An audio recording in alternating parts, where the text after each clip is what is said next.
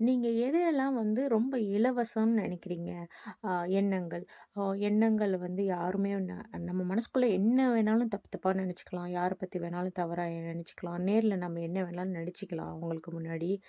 அப்புறம் நம்மளுடைய வேர்ட்ஸ் என்ன வேர்ட்ஸ் வேணாலும் யூஸ் பண்ணலாம். ஒருத்தர காயப்படுத்துற மாரி யூஸ் பண்ணலாம். ஒருத்தர அவமானப்படுத்தலாம்.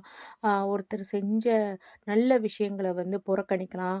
ஒருத்தங்க வந்து அ செஞ்ச கெட்ட விஷயங்கள வந்து அவங்க கிட்ட இருக்கிற ஸ்டேட்டஸ யூஸ் பண்ணிக்கிறதுக்காக ஆஹா, ஓஹோன்னு புகழ்ந்துக்கலாம். என்ன வேணாலும் பண்ணிக்கலாம் சரிங்களா? ஆனா, நாம்ப விலையில்லாம ஃப்ரீயா கிடைக்குது அப்படின்னு நினைக்கிற இந்த உலகம், நமக்குள்ள ஏற்படுற இந்த மூச்சு, நம்ம எண்ணங்கள், சொல், செயல் இது எல்லாத்தையுமே கண்காணிச்சிட்டு இருக்கிறது நம்ம மனசாட்சி. அதுதான் சிவன். சிவன் பார்வையிலிருந்து எதுவுமே தப்பாதுங்க.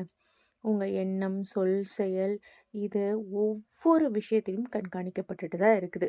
ஆனா, நாம நெனச்சுக்கிறோம், நம்மளுடைய நாம ஏதோ ஒரு மாசத்துல ஒரு தடவ யாருக்கோ ஒருத்தர் ஹெல்ப் பண்ணிட்டா, அவ்வளதான் நம்ம குட் டீட்ஸ்லாம் பெருகி, நம்ம கர்ம வினையெல்லாம் அழிந்து, நம்ம வாழ்க்கையில ரொம்ப உயரத்துக்கு வந்துரலாம் அப்படின்னு நம்ம நெனச்சுட்ருக்கோங்க. அதுதான் மிக மிக தவறான சிந்தனை. நம்ப ஒவ்வொருவரும் ஒரு நல்ல குருவுக்கு கீழ தீட்சை வாங்கி, குருவின் சொல்படி கேட்டு, நம்பளுடைய வாழ்க்கைய அன்பாலயும், கருணையாலயும் நிரப்பி, நம்பளுடைய ஒவ்வொரு எண்ணம், சொல், செயல் இது எல்லாத்தையுமே இறைவன் கொடுத்தது அப்படிங்கிற நெனப்புல, இதைய விலைமதிப்பில்லாத பொருளா நெனச்சு, நம்ம வாழ்க்கைய வாழ்ந்து உயர்தலே உத்தமம்.